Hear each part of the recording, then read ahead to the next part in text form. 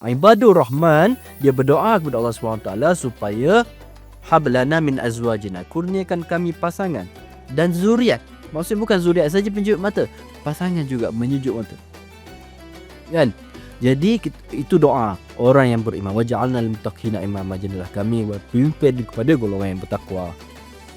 Jadi sejuk mata itu maksudnya kalau kita lihat, kita biasa sejuk hati, sejuk perut mak ayah dia. Mana bagi tahu ini simbolik kepada betapa gembira, betapa memuaskan, betapa menyenangkan hati, kan?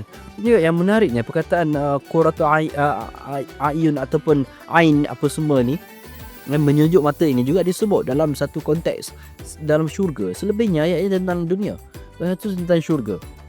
Okey, nak bagi tahu bahawasanya antara nikmat yang di syurga, nikmat-nikmat ialah nikmat yang menyejukkan mata.